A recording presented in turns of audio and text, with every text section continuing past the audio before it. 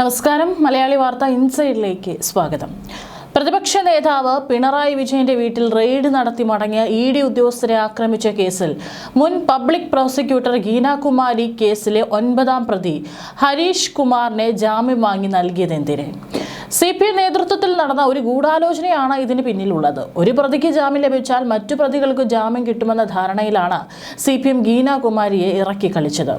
9ാം പ്രതിക്ക് ജാമ്യം കിട്ടിയതുകൊണ്ട് മറ്റു പ്രതികൾക്ക് ജാമ്യം നൽകണമെന്ന് കഴിഞ്ഞ ദിവസം പ്രതിഭാഗം കോടതിയിൽ വാദിച്ചു. ഇതിനെ പ്രോസിക്യൂഷൻ ശക്തമായി എതിർത്തു. അതേസമയം ഹരീഷ് കുമാറിന്റെ ജാമ്യം റദ്ദാക്കണമെന്ന സർക്കാരിന്റെ ആവശ്യം ഹൈക്കോടതി അംഗീകരിച്ചില്ല.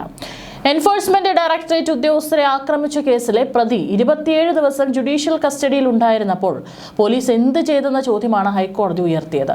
കസ്റ്റഡിയിൽ ലഭിക്കാൻ അപേക്ഷ നൽകിയിരുന്നോ എന്ന് ആരാഞ്ഞ കോടതി ഏകപക്ഷീയമായി ജാമ്യം റദ്ദാക്കാനാകില്ലെന്നും കേസുമായി ബന്ധപ്പെട്ടവരെ വിശദമായി കേൾക്കേണ്ടതുണ്ടെന്നും വ്യക്തമാക്കി. തുടർന്ന് ഇഡി ഉദ്യോഗസ്ഥരെ ആക്രമിച്ച കേസിലെ 9ാം പ്രതി ഹരീഷ് കുമാറിനെ നോട്ടീസ് അയക്കാൻ ജസ്റ്റിസ് CS ഡയസ് ഉത്തരവിട്ടു. കേസ് വീണ്ടും ജൂലൈ 13 പരിഗണിക്കും. SFI നേതാവായ ഹരീഷ് കുമാറിനെ തിരുവനന്തപുരം സെഷൻസ് കോടതി നൽകിയ ജാമ്യം റദ്ദാക്കണമെന്നാവശ്യപ്പെട്ട് സർക്കാർ മീഡിയം നൽകിയ ഹർജികൾ പരിഗണിക്കുകയായിരുന്നു കോടതി. CMRL എക്സാലോജിക് പണമിടപാടുമായി ബന്ധപ്പെട്ട കേസിൽ പ്രതിപക്ഷ നേതാവ് പിണറായി വിജയന്റെ വീട് റെയ്ഡ് ചെയ്ത ശേഷം മടങ്ങുകയായിരുന്ന ഇഡി ഉദ്യോഗസ്ഥരെ ആക്രമിച്ച കേസിൽ 25 പേരെ അറസ്റ്റ് ചെയ്തിരുന്നു. ഇതിൽ 9ാം പ്രതി SFI നേതാവ് ഹരീഷ് കുമാറിനെ കോടതി കഴിഞ്ഞ ദിവസം ജാമ്യം അനുവദിച്ചിരുന്നു. കേസിൽ ഹാജരായ പ്രോസിക്യൂട്ടർ കസ്റ്റഡി ആവശ്യമില്ലെന്ന് പറഞ്ഞതിനെ തുടർന്നാണ് ജാമ്യം അനുവദിച്ചതെന്ന വിധത്തിൽ വിവാദങ്ങളും ആരംഭിച്ചു. പിന്നാലെ സർക്കാർ മീഡിയം ജാമ്യം റദ്ദാക്കണമെന്നാവശ്യപ്പെട്ട് ഹൈക്കോടതിയെ സമീപിക്കുകയായിരുന്നു. ആക്രമണത്തിൽ പങ്കെടുത്ത 25 പേരെ മാത്രമാണ് ഇതുവരെ അറസ്റ്റ് ചെയ്യാൻ കഴിഞ്ഞിട്ടുള്ളതെന്നും സർക്കാർ കോടതിയെ അറിയിച്ചു. പല പ്രതികളും രാജിവിട്ടു പോയതായി സംശയിക്കുന്നു. അന്വേഷണം നിർണായക ഘട്ടത്തിലാണ്. ആക്രമണത്തിന് പിന്നിലെ പണമിടപാടുകൾ കണ്ടെത്താൻ പ്രതികളിൽ നിന്ന് പിടിച്ചെടുത്ത മൊബൈൽ ഫോണുകളുടെ ഫോറൻസിക് പരിശോധനാ ഫലം വരാനിരിക്കുന്നതേയുള്ളൂ. നിലവിൽ 9ാം പ്രതിക്ക് ലഭിച്ച ജാമ്യ ഉത്തരവ് നിയമപരമായി നിലനിൽക്കുന്നതല്ല. അത് അന്വേഷണത്തെ ബാധിക്കുമെന്നും പ്രോസിക്യൂഷൻ വാദിച്ചു. എന്നാൽ ഒരു ഭാഗം മാത്രം കേട്ട് തീരുമാനമെടുക്കാൻ പറ്റില്ലെന്നും കുറ്റകൃത്യത്തിൽ ഓരോ പ്രതിയുടെയും കൃത്യമായ പങ്കാളിത്തം മനസ്സിലാക്കണമെന്നും കോടതി പറഞ്ഞു. 9ാം പ്രതിയുടെ പങ്ക് എന്താണെന്ന് ആരാഞ്ഞ കോടതി മറുഭാഗം കേൾക്കാതെ ജാമ്യ ഉത്തരവ് ഏകപക്ഷീയമായി റദ്ദാക്കാൻ കഴിയില്ലെന്നും വ്യക്തമാക്കി.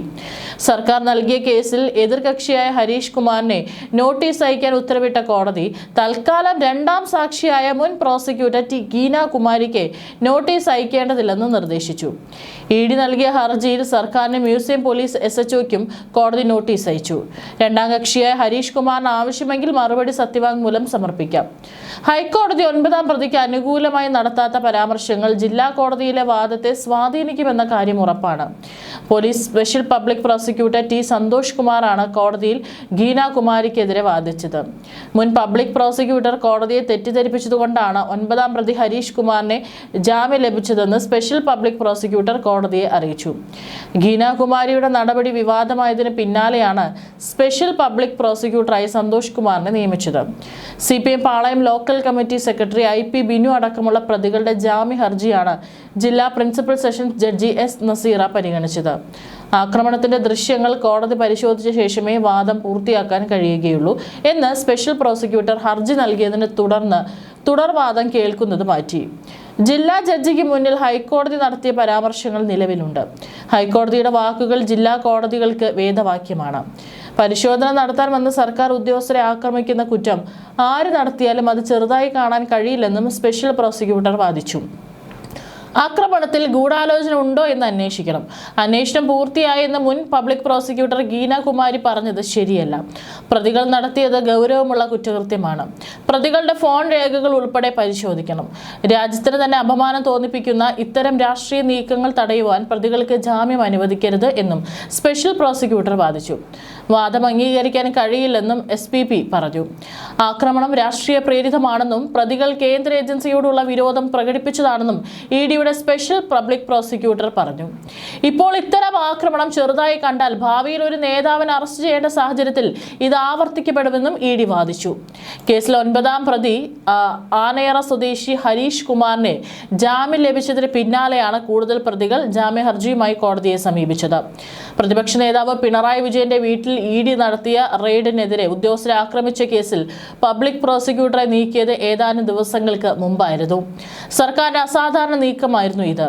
ഇടത് സംഘടനാ നേതാവ് കൂടിയായ ടി ഗീനാകുമാരിയെ ജില്ലാ കോടതിയിലെ പബ്ലിക് പ്രോസിക്യൂട്ടർ സ്ഥാനത്ത് നിന്ന് നീക്കിയ ആഭ്യന്തര വകുപ്പ് കേസിൽ സ്പെഷ്യൽ പബ്ലിക് പ്രോസിക്യൂട്ടറായി ടി സന്തോഷ് കുമാറിനെ നിയമിച്ചു. ജില്ലാ കോടതിയിലെ മറ്റു കേസുകളുടെ ചുമതല അഡീഷണൽ പബ്ലിക് പ്രോസിക്യൂട്ടർ AR ഷാജിക്ക് കൈമാറി. ED ഉദ്യോഗസ്ഥരെ ആക്രമിച്ച കേസിൽ 9ാം പ്രതി ഹരീഷിന് ജാമ്യം ലഭിക്കാൻ വഴിയൊരുക്കിയ നീക്കമാണ് ഇടത് സർക്കാരിന്റെ കാലത്ത് രാഷ്ട്രീയ നിയമനത്തിലൂടെ പബ്ലിക് പ്രോസിക്യൂട്ടറായ ഗീനാകുമാരിക്ക് പുറത്തേക്കുള്ള വഴിയൊരുക്കിയത്. മജിസ്ട്രേറ്റ് കോടതി തള്ളിയ ജാമ്യാപേക്ഷ ജില്ലാ കോടതിയിലെത്തിയപ്പോൾ പ്രോസിക്യൂട്ടർ പ്രതിക്ക് അനുകൂല നിലപാട് സ്വീകരിച്ചു. 25 പ്രതികളുള്ള കേസിൽ ഇതുവരെ ജാമ്യം ലഭിച്ചത് ഹരീഷിന് മാത്രമാണ്. ജാമ്യം റദ്ദാക്കണമെന്ന് ആവശ്യപ്പെട്ട് പോലീസ് ഹൈക്കോടതിയിൽ സമർപ്പിക്കുന്ന ഹർജിയിൽ എതിർകക്ഷിയായി ഗീനാകുമാരിയെ ഉൾപ്പെടുത്തിയിട്ടുണ്ട്. ഉമ്മൻചാണ്ടി സർക്കാരിന്റെ കാലത്ത് ജില്ലാ ഗവൺമെന്റ് പ്ലീഡറായിരുന്ന സന്തോഷ് കുമാറിനെയാണ് ഈ കേസിൽ സ്പെഷ്യൽ പബ്ലിക് പ്രോസിക്യൂട്ടറായി നിയമിച്ചത്. കേസിൽ 2 പ്രതികളുടെ ജാമ്യാപേക്ഷ സെഷൻസ് കോടതി പരിഗണിച്ചപ്പോൾ സന്തോഷ് കുമാർ ഹാജരായി. കേസിൽ കക്ഷി ചേർന്ന EDക്ക് വേണ്ടി സന്തോഷ് ജോസും ഹാജരായി. കേസിലെ മറ്റ് 4 പ്രതികളുടെ ജാമ്യാപേക്ഷ മജിസ്ട്രേറ്റ് കോടതി പരിഗണിക്കുമ്പോൾ അസിസ്റ്റന്റ് പബ്ലിക് പ്രോസിക്യൂട്ടർ മനു കല്ലമ്പള്ളിയാവും ഹാജരാകുക.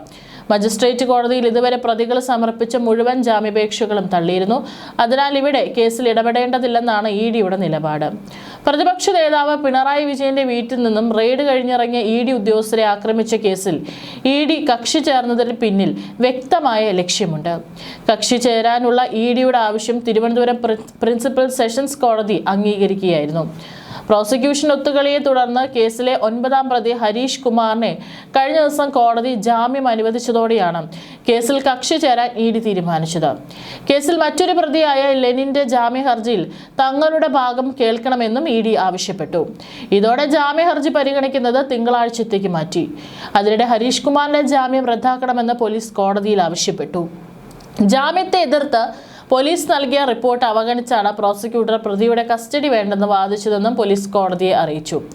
അതേസമയം ED ആക്രമിച്ച കേസിൽ ഗൂഢാലോചന നടന്നത് തെളിവ് കണ്ടെത്താനായിട്ടില്ലെന്നാണ് പോലീസ് നിലപാട്. പ്രതികളുടെ ഫോൺ കോളുകളിൽ അസ്വാഭാവികതയില്ലെന്നും പോലീസ് കോടതിയിൽ റിപ്പോർട്ട് സമർപ്പിച്ചു. സമരത്തിന് എത്താൻ ആവശ്യപ്പെട്ടുള്ള ഫോൺ കോളുകൾ മാത്രമാണ് വന്നിരിക്കുന്നതെന്നാണ് പ്രാഥമിക പരിശോധനയിൽ കണ്ടെത്തിയിരിക്കുന്നത്.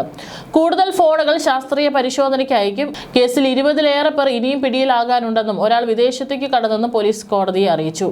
ഇവന്മാരെ കൊല്ലട എന്ന് ആക്രോശിച്ച് 3 കാറുകൾ വളഞ്ഞെന്നും ദേഹോപദ്രവം ചെയ്ത് ഡ്യൂട്ടി തടസ്സപ്പെടുത്തണമെന്നും വധിക്കണമെന്നുള്ള ലക്ഷ്യത്തോടെ മാരകായുധങ്ങളുമായി ഏകദേശം 300 പേർ ചേർന്ന് ആക്രമിച്ചെന്നും ആദ്യ കേസിൽ FIRൽ പറയുന്നുണ്ട്.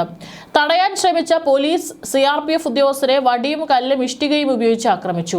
3 ലക്ഷം രൂപയുടെ പൊതുമുതൽ നശിപ്പിച്ചെന്നും കേസുണ്ട്. 10 വർഷം വരെ തടവ് ലഭിക്കാവുന്ന വധശ്രമ കുറ്റം, 6 മാസം മുതൽ 5 വർഷം വരെ തടവ് ലഭിക്കാവുന്ന മറ്റു കുറ്റങ്ങൾ എന്നിവയാണ് ചുമത്തിയിട്ടുള്ളത്.